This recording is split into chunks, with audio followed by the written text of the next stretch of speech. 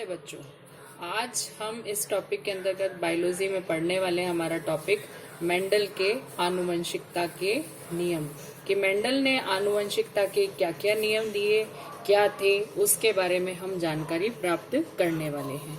तो इन आनुवंशिकता के नियमों को पढ़ने से पहले हमें इस शब्द आनुवंशिकता को जानना जरूरी है कि ये आनुवंशिकता है क्या। तो आनुवंशिकता देखिए क्या है। आनुवंशिकता कि संतति या संतान की वो प्रवृत्ति जिसमें वो अपने जनकों के गुणों को या लक्षणों को प्रकट करते हैं। कि मतलब संतान इसके अंदर क्या करती है कि उसके जनक जो हैं वो अपने जनकों के लक्षणों को प्रकट करती है, जनकों से लक्षणों को लेती है। तो वो जो विज्ञान की शाखा है वो क्या कहलाती है? आनुवंशिकता, या उन गुणों का संतान में आना कहलाता है आनुवंशिकता।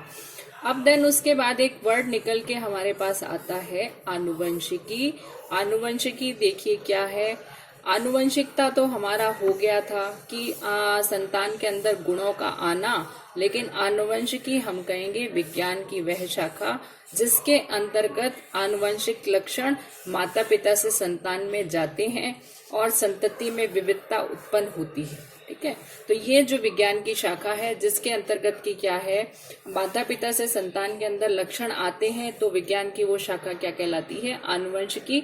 तो इस आनुवंशिकी के अंतर्गत हम अध्ययन करते हैं जो आनुवंशिक गुण जो हमारे माता पिता से संतान में जा रहे हैं, उन गुणों का हम अध्ययन करते हैं। अब देखिए बात आती है कि इस आनुवंशिकी जो शाखा है इसका जो है प्रारंभ कहाँ से हुआ।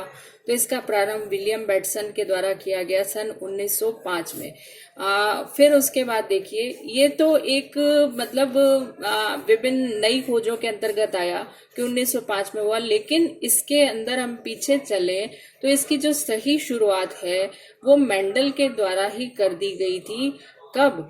1857 से 1865 के बीच में उन्होंने मटर के पौधे के ऊपर अपने काम किए, प्रयोग किए और आनुवंशिकता के नियमों का प्रतिपादन कर दिया था।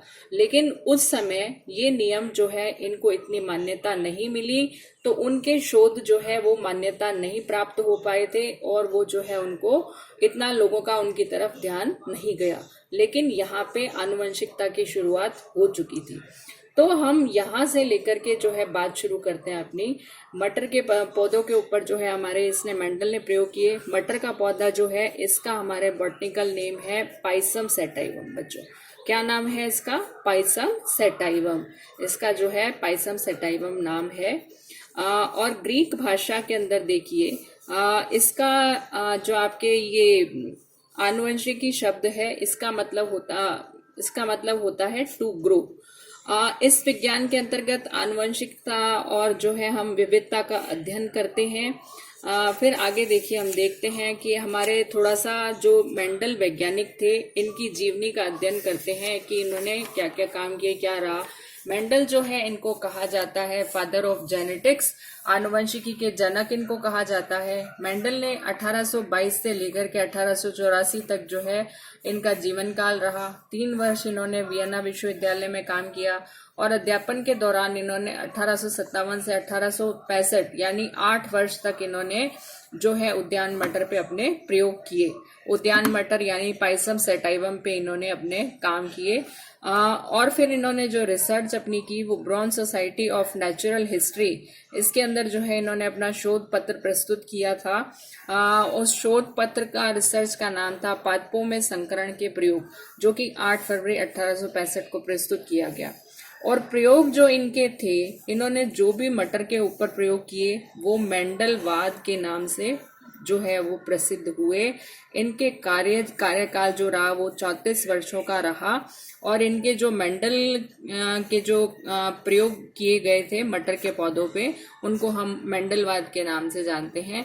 और 1900 के अंदर जो है ये तो 1800 के बीच 1865 1857 के बीच की बातें थी, लेकिन उसके बाद 1900 में तब तो इनको ख्याति प्राप्त नहीं हुई मेंडल को, लेकिन 1900 में हमारे 3 वैज्ञानिक आए। ह्यूगो डेवरिज जो हॉलैंड के थे, कार्ल कॉरेंस जो कि जर्मनी के थे, एरिक वॉन शेरमार्क, ये जो तीनों आए, इन्होंने क्या किया, इनके प्रयोगों को वापस से देखा और इनके प्रयोगों को इन्होंने प्रकाशित किया और इनके प्रयोगों को उसके बाद से जो है प्रसिद्धि प्राप्त हुई। अब देखिए बच्चों, हम ये देखेंगे क्या कारण था कि मेंडल ने जो है अपने प्रयोग जो किए थे उसके लिए उन्होंने उद्यान मटर का ही चयन किया। क्यों? इसके क्या कारण थे? वो किसी भी जो है आपके पौधे का चयन कर सकते थे, लेकिन क्या रीजन रहे जिस कारण उन्होंने इस उद्यान मटर या पाइसम सैटाइवम का ही चयन किया? उसके कारण देखिए क्या है। सबसे पहला रीजन तो था कि इसको सरलता से उगाया जा सकता था उद्यान में, यानी बगीचे में, गमले में इसको आराम से उगाया जा सकता है इस पौधे को। और इसका जीवन काल भी जो है वो आपका अल्प होता है, लगभग 1 साल के अंदर ये अपना जीवन काल पूरा कर लेता है।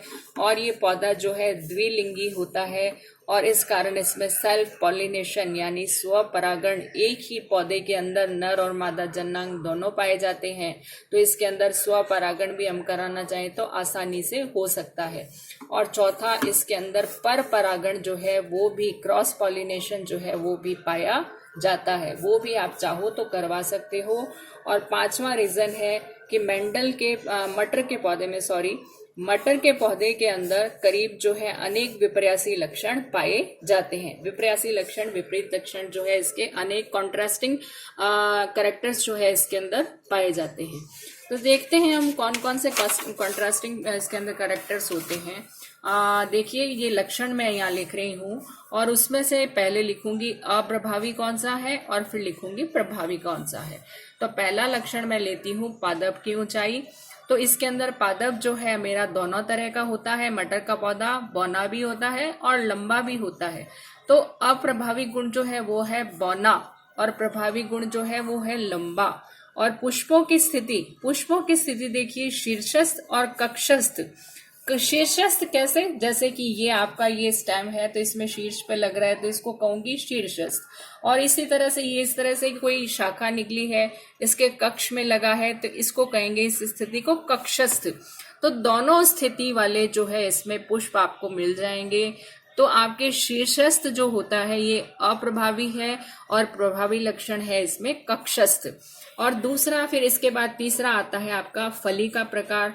फली का प्रकार की फली संकुचित भी हो सकती है और फूली हुई भी हो सकती है। प्रभावी गुण है फूली हुई फली और अप्रभावी है संकुचित फली।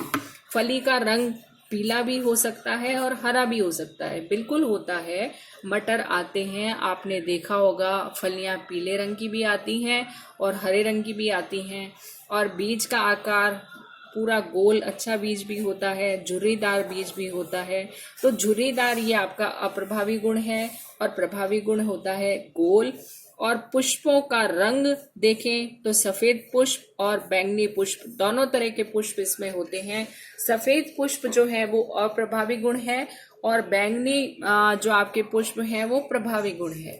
और बीज पत्र का रंग देखा जाए, यानी बीज जो है, बीज का बाहर से जो छिलका है उसका रंग जो देखा जाए बीज पत्र का, तो वो हरा भी हो सकता है और पीला भी हो सकता है। तो देखिए बच्चों, ये मैंने 7 इसके विपर्यासी लक्षण लिए हैं। बहुत सारे लक्षण जो है इसमें विपरीत लक्षण, जिससे जो हमें बिल्कुल मतलब आसानी से नजर आ जाते हैं। तो इन लक्षणों को लक्षण इसमें पाए जाते हैं। इस कारण जो है मेंडल ने जो है इसका चयन किया कि मटर के पौधे के ऊपर जो है प्रयोग करने जो है ज्यादा आसान रहेंगे, कारण कि इसके अंदर 7 जोड़ी विपर्यासी लक्षण भी पाए जाते हैं। प्लस कि इसको जो है आपके उद्यान मटर जो लिया उसने कि इसको आराम से गमले में उगा सकते हैं। जीवन काल इसका छोटा है। सेल्फ पॉलिनेशन इसमें हो सकता है, क्रॉस पॉलिनेशन भी हो सकता है और इसके अंदर जो है कई विपर्यासी लक्षण भी पाए जाते हैं। तो ये कुछ रीजन थे जिसके कारण उसने मटर के पौधे का चयन किया। अब इससे आगे की जो बातें हैं कि उसने कैसे अपने प्रयोग किए और कैसे जो है उसके नतीजे निकले उन प्रयोगों के आधार पे, और उन प्रयोगों के आधार पे उसने क्या अपने अपने नियम प्रतिपादित किए, उसको मैं आपको अगले लेसन में पढ़ाऊंगी। धन्यवाद।